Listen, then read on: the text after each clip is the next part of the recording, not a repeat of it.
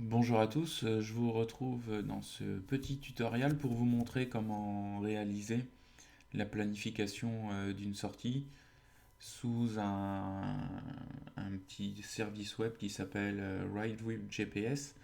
Et donc je vais vous montrer pas à pas comment on fait pour planifier une sortie. Alors, avant tout, ce que j'entends par planifier une sortie, c'est pas seulement faire une trace sur un fond de carte et l'envoyer vers son GPS, c'est aussi, enfin, ça, ça fait partie d'un usage qu'ont une bonne partie de la population cycliste qui utilise un GPS, mais c'est pas la seule utilité parce que beaucoup d'entre nous ont à planifier une sortie simplement pour vérifier le nombre de kilomètres éventuellement, le profil, travailler à l'avance, par exemple si vous êtes en reconnaissance, ben, c'est préparer votre fond de carte et vérifier que toutes les routes passent. C'est par exemple si vous avez l'intention de faire un repérage d'une cyclosportive un peu à l'avance et le tracer, l'avoir sur fond de carte, se le mettre en tête et pouvoir de cette manière-là pas être surpris quand vous arrivez sur le terrain. Donc il y a différents logiciels qui permettent ça. Vous avez des Garmin doit faire une solution qui permet de faire des traces. L'IGN a une solution qui permet de faire des traces sur fond de carte. Vous avez des solutions gratuites ou en très grande partie gratuites qui vont vous permettre de travailler. Il y en a deux très connues en France, enfin une très très connue puisque c'est, on va dire, le leader en France, c'est OpenRunner. Moi, celui que je vous propose ici, c'est Ride with GPS. C'est un produit, comme on peut le lire dans le titre, c'est un produit anglo-saxon. Mais même s'il n'y a pas de traduction en français, c'est assez simple de s'en servir. Faut juste quelques bases d'anglais, mais il n'y a pas besoin d'être parfaitement bilingue. Alors pourquoi utiliser un logiciel qui n'est pas francophone?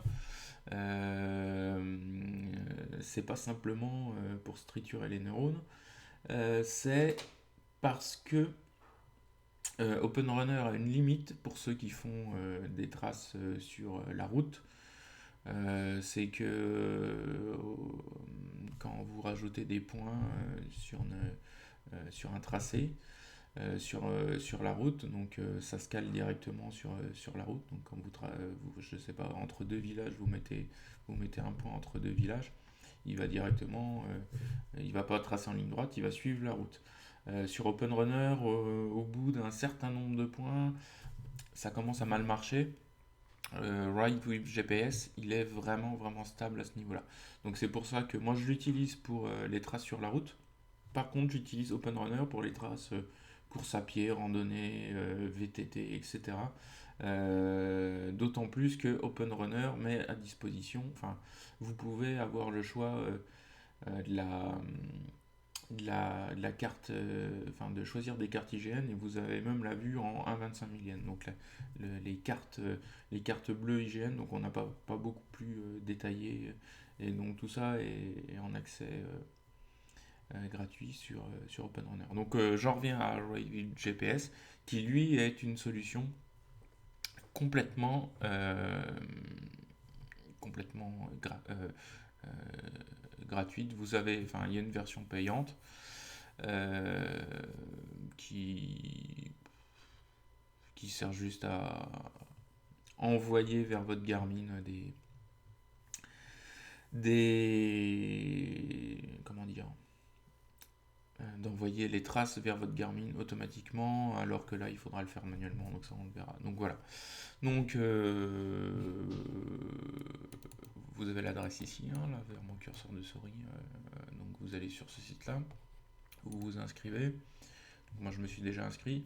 Vous avez la possibilité pour gagner du temps de vous inscrire avec votre compte Facebook. À vous de, à vous de choisir. Euh, voilà, donc ça c'est si vous voulez. Donc c'est la page pour s'enregistrer. Si vous voulez vous enregistrer avec Facebook, vous cliquez là-dessus. Voilà. Donc après, quand vous avez créé votre compte, vous vous connectez à votre compte.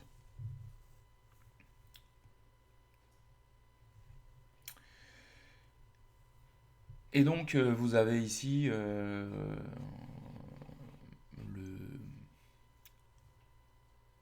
votre panneau d'accueil.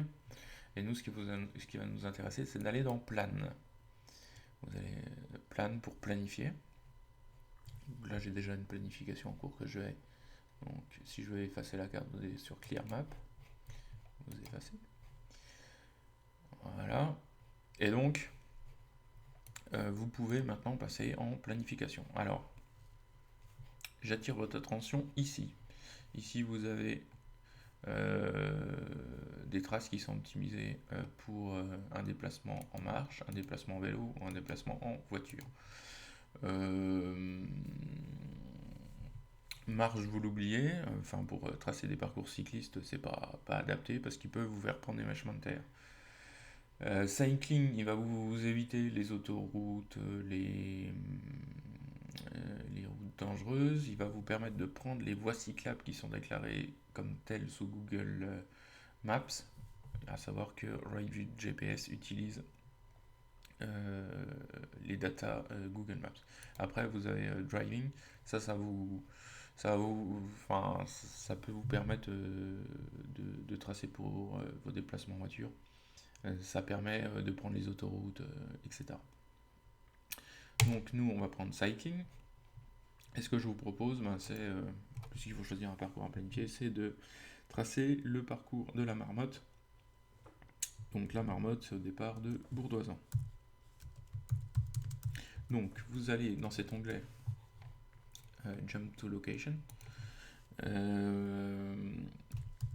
Vous tapez le nom du lieu de départ, le Bourdoisan. Alors, voilà, il l'a trouvé. Alors, donc par défaut, il vous met sur le point central. Alors, je ne sais pas si ça tombe sur la mairie ou sur le centre physique du village. Donc, c'est pas forcément le point de départ qui vous intéresse. On vous demande si vous voulez faire du point pour lequel vous venez de faire la recherche ici, si vous voulez faire de ce point-là votre départ. Dans le cas particulier, on va mettre non. Alors, puisque pour la Marmotte on part, alors que je dise pas de bêtises, que je retrouve, c'est pas évident.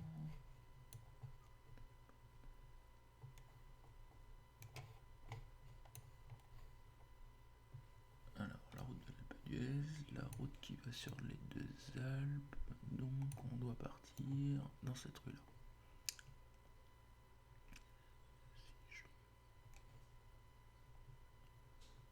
Partir d'ici. Voilà. Donc, la Marmotte, beaucoup connaissent. La Marmotte, c'est Glandon. On monte le Glandon par le côté du barrage de Vernay. On le redescend en direction de Saint-Étienne-de-Queen. On prend la vallée de l'autre côté pour aller au pied du Télégraphe. On enchaîne Télégraphe-Galibier. Galibier, on redescend le Galibier. On redescend le Lautaret jusqu'au barrage du Chambon. Enfin, jusqu'à Bourdoisan même. On finit par les 5 km de vallée, la grande ligne droite en direction de Bourdoisan. Et à droite, ici, on va remonter l'Alpe d'Huez. 160 km après, on va attaquer la montée de l'Alpe d'Huez. Donc, c'est parti. Alors, vous allez voir, c'est très très simple d'utiliser RideView GPS puisque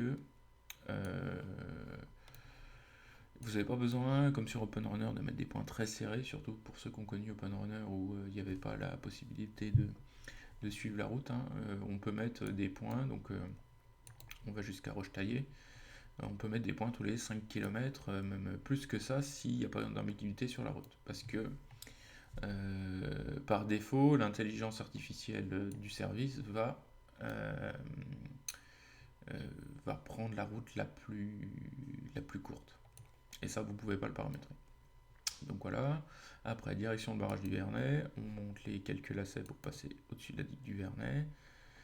Direction le pied du Glandon, donc ça c'est toute cette route-là. Ici, c'est la montée du Glandon, l'arrivée vers le très beau barrage en haut, avec un très beau point de vue d'ailleurs. Et donc ici on est au croisement, donc à droite là c'est le col de la Croix de Fer, ici c'est le départ de la descente du Glandon. Pour rappel, elle est neutralisée. Elle est neutralisée pour la Marmotte. Et donc on arrive, si je ne me trompe pas, ici ça doit être Saint-Étienne. Voilà, Saint-Étienne-de-Coin.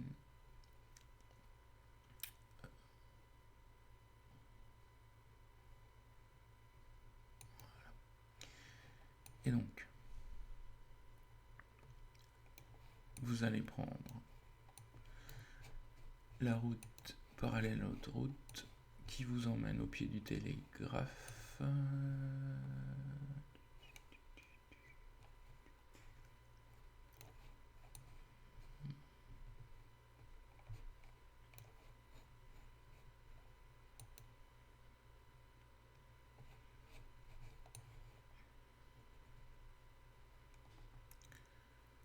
Saint-Michel-de-Maurienne. Voilà. Donc la montée sur le Galibier, elle est ici. Alors je vais vous montrer un exemple qui vous fait gagner du temps. Alors,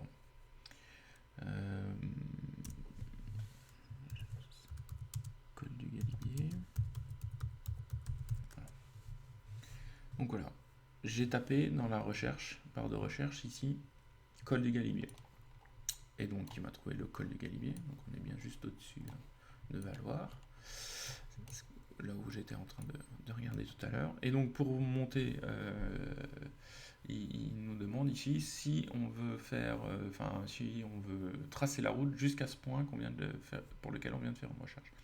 Donc là, j'ai tapé oui. Alors, donc voilà. Donc il a bien poursuivi sa route entre. Alors mon dernier point, il était juste avant Saint-Étienne-de-Coin ici, dans le bas de la descente. Et donc il a fait la trace jusque de l'autre côté. D'ailleurs là il a fait une bêtise, c'est cette route là qui doit prendre. Voilà. Donc voilà. Quand il peut faire des choix pour lesquels qui ne vous conviennent pas, vous prenez soit un point, soit la trace et vous tirez dessus pour l'amener sur la route que vous avez besoin. Donc voilà, j'ai fait une recherche par nom. Alors c'est soit par l'école, ça marche pas tous, hein. Google dans ses datas les a pas tous. Le Galibier c'est très connu, donc il l'a. Néanmoins ça peut être une ville, et dans ce cas-là, vous tapez le nom de la ville. Alors c'est pas forcément dans une ville, c'est pas forcément très intéressant de taper oui quand on vous demande si vous voulez faire route jusqu'au point trouvé, parce que il vous a, comme pour le point de départ tout à l'heure de Bournoison, c'est pas forcément au centre de la ville. Donc ça peut être un point de repère, donc vous zoomez et puis vous cliquez sur l'endroit juste à côté du repère qui vous a mis. Donc voilà, alors après, du haut du Galibier, on entame la descente du Lautaret. On passe. Alors, est-ce qu'il va passer? Ça, c'était une bonne question.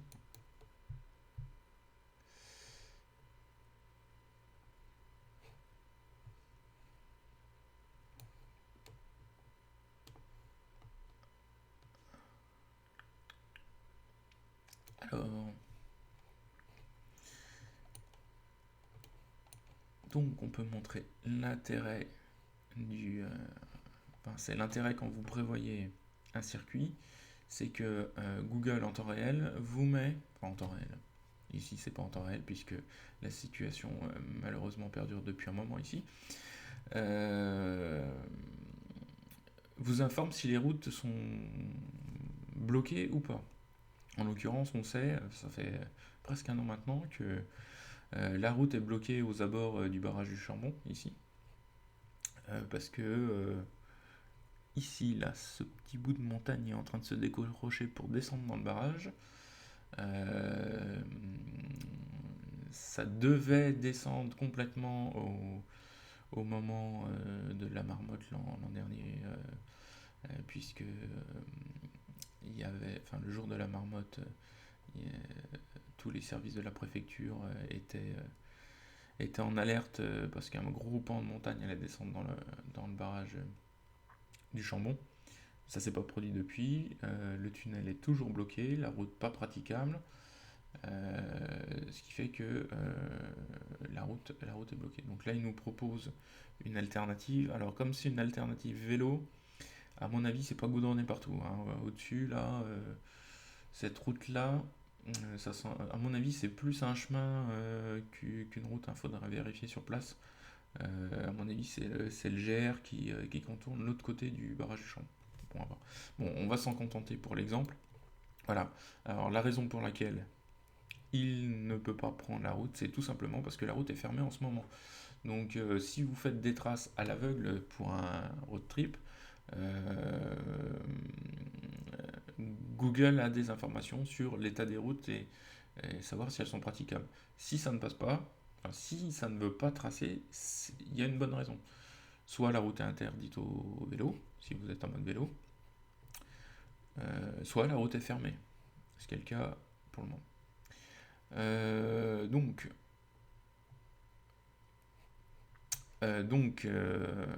la fin, la, la descente du Lauterel, le grand morceau de plat vers Bourdoisan, et après la montée vers l'Alpe d'Huez.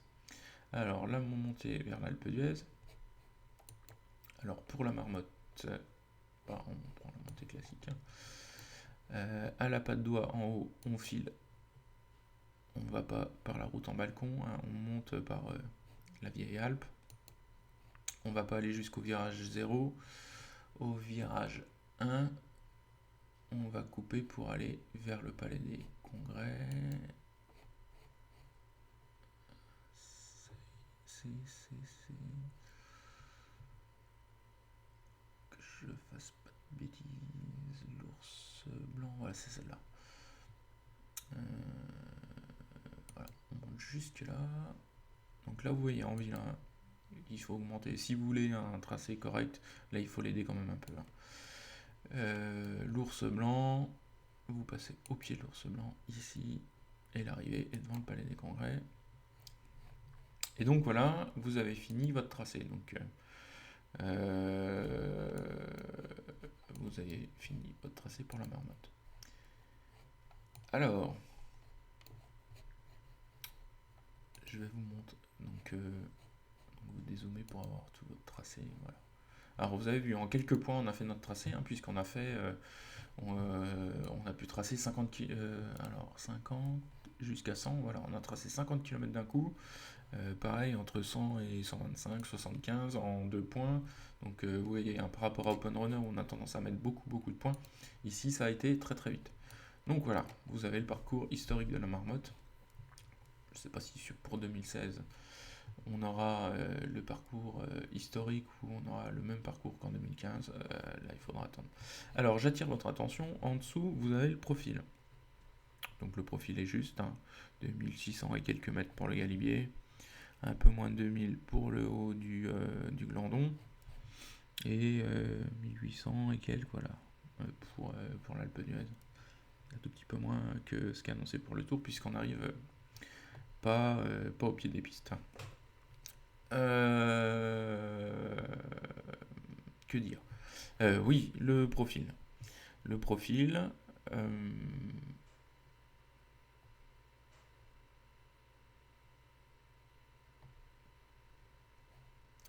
le profil. Mon tracé doit pas être tout à fait juste parce que je n'ai que 160 km au lieu d'avoir 174. Peut-être dans la vallée. Bon, bref, c'est pas très grave, c'est pas d'une importance c'est pas d'une très grande importance. Plutôt, où je voulais attirer votre attention, c'est ici. Ici, vous avez le dénivelé. Alors, le dénivelé, c'est comme sous les calculs de dénivelé sous Google Maps, sous OpenRunner. D'ailleurs, c'est les mêmes données de base qui sont utilisées. C'est souvent faux. C'est même souvent surestimé. Euh, Assez fortement. C'est c'est- c'est pas déterministe en plus. Voilà, pour en, en terrain peu vallonné, une sortie qui fait 400 et quelques mètres de dénivelé, on peut se retrouver avec 600. Ici, elle devrait faire autour de 5000 et on a 5700. Donc c'est assez c'est non déterministe. Voilà, faut pas vous baser sur ce chiffre-là. Enfin, voilà, il faut faire attention. C'est pas, c'est c'est pas d'une vérité absolue. Ces données, prenez-le à titre indicatif. Donc voilà, on a tracé notre parcours. Maintenant, on va l'enregistrer, puisque si vous voulez l'imprimer, l'exporter ou faire ce que vous voulez avec,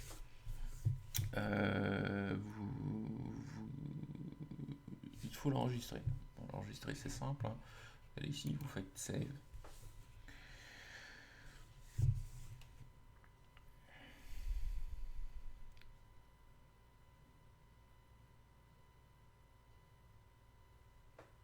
Voilà. Euh, Là, il n'est pas enregistré du tout, hein. Donc si vous faites échappe, que vous fermez le navigateur, vous perdez tout. Donc il faut vraiment aller jusqu'au bout et avoir cliqué sur Save en bas là, pour que c'est enregistré. Là, le temps qu'il a mis, c'est le temps pour charger.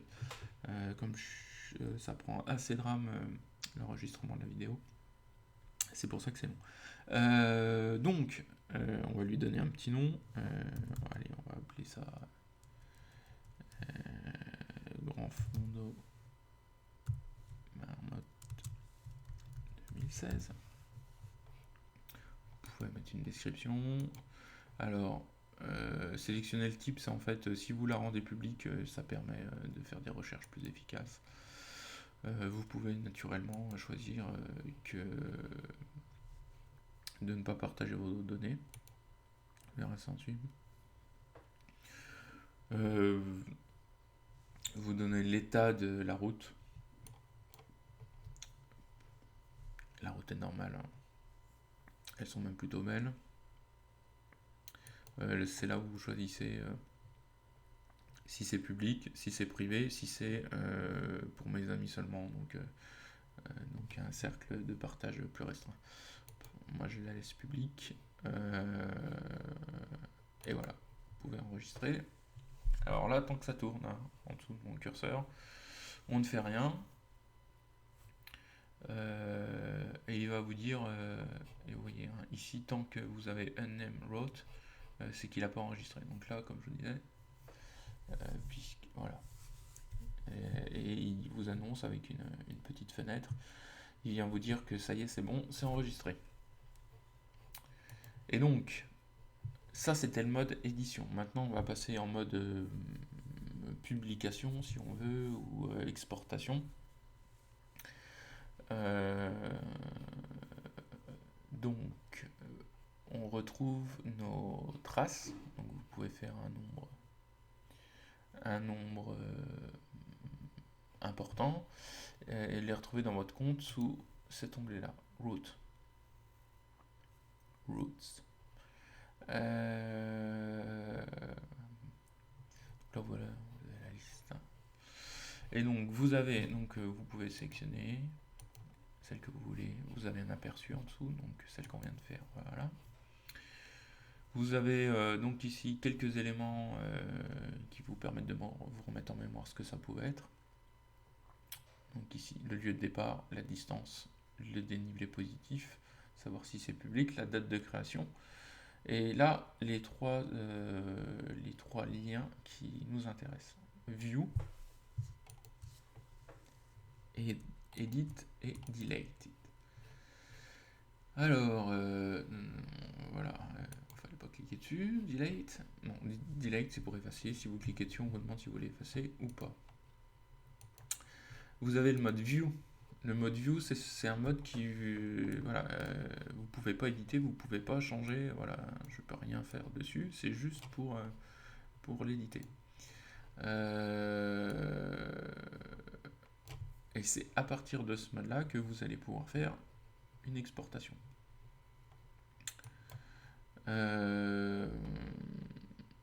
Donc,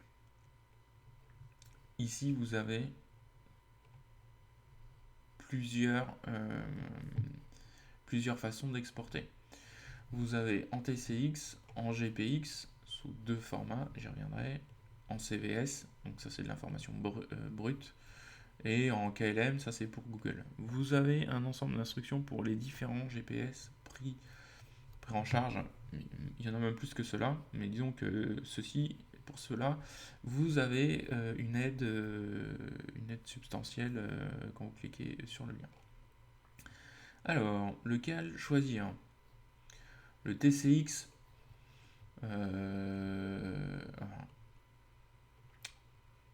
ces traces-là, si vous vous mettez en guidage, ça va vous donner des instructions à gauche, à droite, tout droit, dans 50 mètres, etc.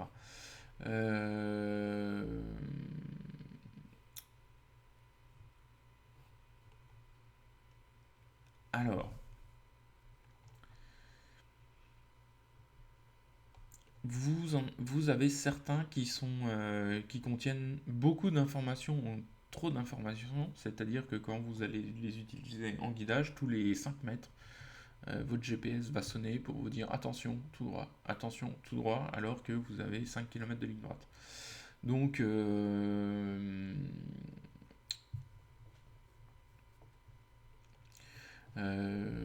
donc c'est pas très pratique et pas très ergonomique d'un point de vue de l'utilisation.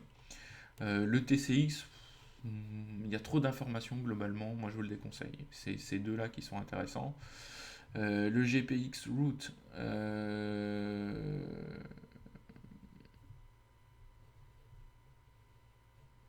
est la version allégée, c'est ce que je vérifiais. Donc c'est celui qui est sympa, qui va pas vous donner trop d'informations, il va vous donner des informations sur les grands changements de direction. Et l'autre, lui, il a tout, et donc ça c'est nouveau hein, sur Radial GPS. Vous pouvez réduire le nombre de points, parce que alors, lui, il a absolument tout, il va sonner tout le temps, hein, tous les 5 mètres, à chaque fois qu'il a de point en point, il va vous donner l'instruction pour aller de point en point. Donc il est capable de vous dire d'aller au nord pendant 5 mètres. Donc sur un vélo, c'est pas très utile. En course d'orientation, on travaille peut-être, mais en sortie de route, c'est pas nécessaire. Donc voilà, celle qui vous intéresse, in fine, c'est celle-ci. Donc vous cliquez dessus et on vous propose de la télécharger. Donc vous la téléchargez et après vous la mettez dans votre GPS. Et donc, si vous ne savez pas où le mettre, vous cliquez ici. Ici, on va vous dire, voilà.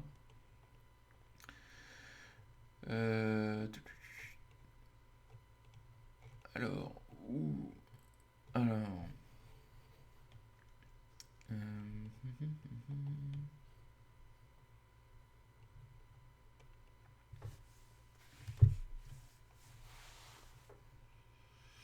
Donc voilà, alors, les instructions sont ici. Alors c'est assez simple, hein, vous branchez votre Garmin.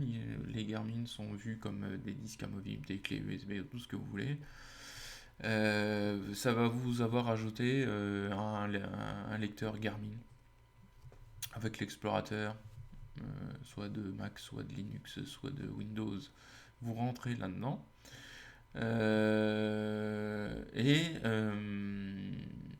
Donc il y a un dossier Garmin, vous rentrez dans le dossier Garmin. Et dans ce dossier Garmin, vous devez avoir un dossier New File. Si vous n'avez pas ce dossier New File, vous le créez. Et vous mettez le GPX qu'on vient de télécharger dedans. Voilà, et tout est fait. Et après, vous avez juste à allumer votre Garmin et d'utiliser, d'aller dans Train, enfin entraînement, même puisque il y a la, il y a la traduction, il y a la traduction française des Garmin. Vous allez dans entraînement, choisir le parcours, et puis démarrer, vous choisissez la trace et vous démarrez le parcours. Voilà. Donc ça c'était pour l'export vers les Garmin. Alors vers les autres GPS, je ne connais pas la structure des Mio Cyclo ou des Brighton, mais à peu de choses près ça doit ressembler à ça.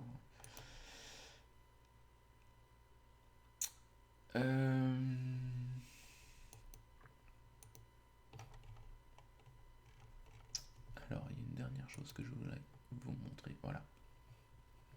Ah, donc, alors j'ai déjà parlé du mode edit. Le mode edit pour édition vous permet de modifier le parcours simplement, hein, comme en mode création, donc d'ajouter des points, de les changer de place, etc.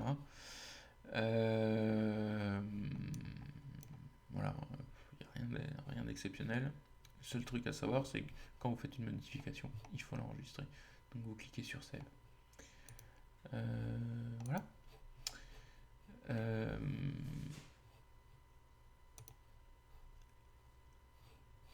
Pour finir, et c'est là-dessus que je vais en finir, donc vous avez, donc quand vous rentrez dans le mode Routes View, donc dans le mode visualisation,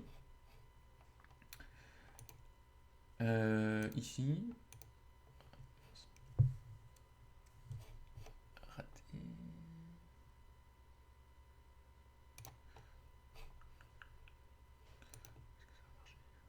Oui. Donc voilà, vous avez un résumé ici. Le titre, pareil, enfin, vous pouvez éditer des choses, mais pas la trace. Et vous avez ici un ensemble de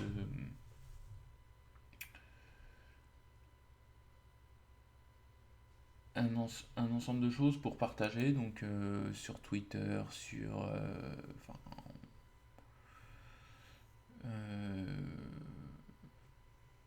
Pinterest, Facebook, Twitter, Google+, de l'envoyer par email à vos amis. Vous pouvez récupérer un lien. Voilà, un lien. Donc si vous voulez partager, c'est un lien direct. Voilà. Donc si vous voulez partager avec d'autres personnes, ces personnes arriveront exactement là-dessus, ne pourront pas modifier, mais pourront prendre connaissance du parcours. Donc c'est pratique, hein, pour ceux qui font des sorties club, que tout le monde ait le parcours en tête au préalable, ou si vous récupérez des gens en cours de parcours, savoir quel est le parcours.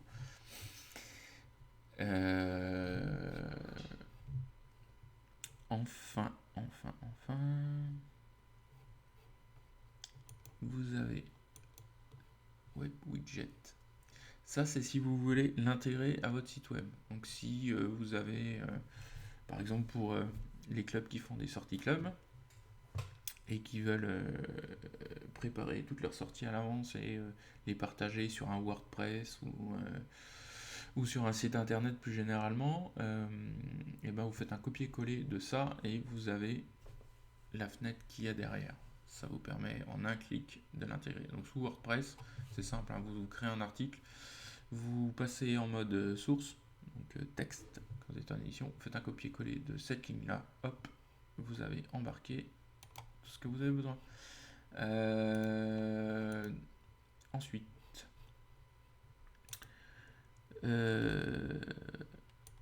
vous avez ça qui est intéressant. Alors ça, c'est une image. Enfin, voilà.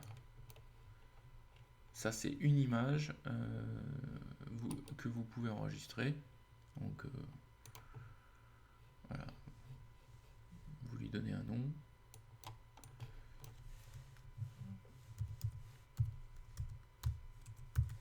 Voilà, et vous l'enregistrez. Ça permet de l'intégrer à un rapport, à un document, pour ceux qui préparent des courses, pour les dossiers courses, pour les préfectures. Voilà, ça peut être très pratique. Vous pouvez, vous avez l'image, vous avez le profil, hein, la même façon pour le profil. voilà, je vous ai tout dit. Alors si, voilà, il y a ça. Non.